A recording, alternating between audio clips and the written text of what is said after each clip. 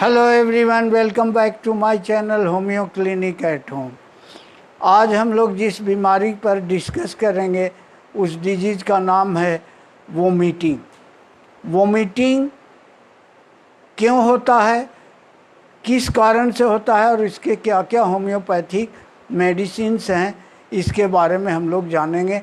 लेकिन उससे पहले कि हम लोग इस पर डिस्कस विस्तार से करें, आपने अभी तक अगर मेरे चैनल को सब्सक्राइब नहीं किया है तो प्लीज़ सब्सक्राइब कर बेल आइकन ज़रूर दबा लें। वोमिटिंग स्वतः कोई अलग या स्वतंत्र बीमारी नहीं होता है, बल्कि यह किसी और बीमारी का उपसर्ग होता है। अगर किसी स्वस्थ आदमी को लगातार अचानक वोमिटिंग होने लगे तो यह चिंता का विषय अवश्य है। तो आइए जानते हैं अब यह होता है किस कारण। तो पहला कारण है खान पान में गड़बड़ी और एसिडिटी होकर वोमिटिंग होने लगता है। तो ऐसी स्थिति में आप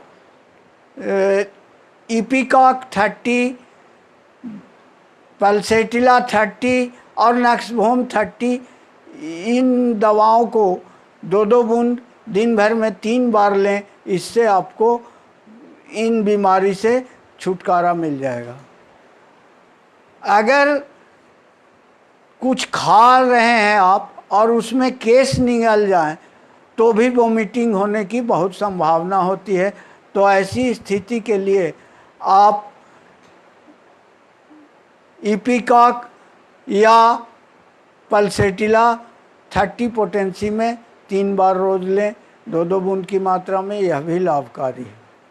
आंत या पाकस्थली में कृमि रहने के कारण यानी वर्म्स रहने के कारण अगर वोमिटिंग हो रहा हो, जबकि होता है ऐसा, तो आप ट्यूक्रियम मेनम भेरम क्यू पोटेंसी में और साथ ही सीना 200 पोटेंसी में हर 2-2 दिन बीच करके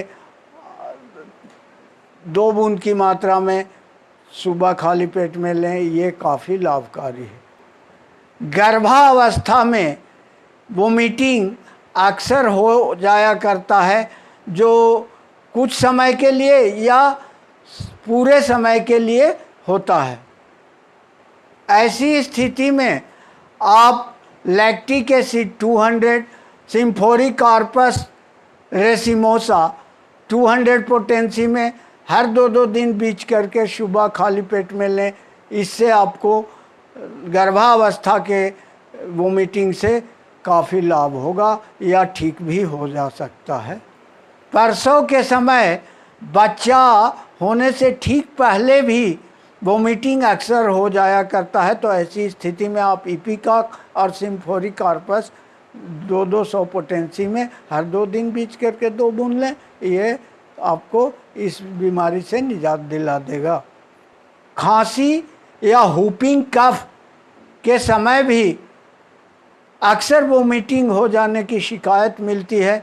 तो ऐसी स्थिति में आप पर्टुसिन 200 पोटेंसी में 2 खुराक और साथ ही बेलाडोना 200 पोटेंसी में रेगुलर हर 2 दिन बीच करके सुबह खाली पेट में 2 बूंद लें। इससे अत्यंत लाभ होगा।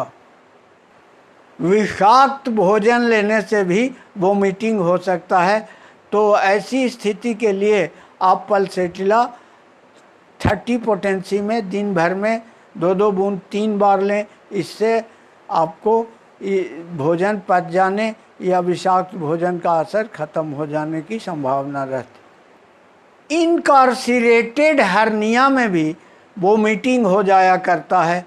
तो इसके लिए आप बेलाडोना और नक्सवोम 200 पोटेंसी में हर 2 दिन बीच करके सुबह खाली पेट में लें। इससे आपका वोमिटिंग बंद हो जाएगा। पाकस्थली में घाव या कैंसर हो जाने पर भी वोमिटिंग हो जाता है या होता ही है। इस स्थिति में आप बिस्मथ 30 पोटेंसी में दिन भर में 3 बार, और साथ ही आर्सेनिक 30 दिन भर में 3 बार 2-2 बूंद की मात्रा में लें। इससे वोमिटिंग में काफ़ी फ़ायदा होता है। लीवर या किडनी के बीमारी में भी वोमिटिंग अक्सर हो जाता है।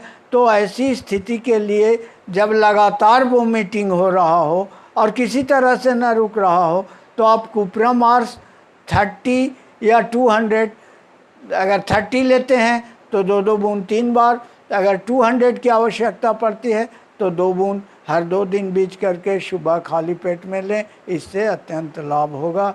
तो ये थी कुछ होम्योपैथिक दवाइयाँ।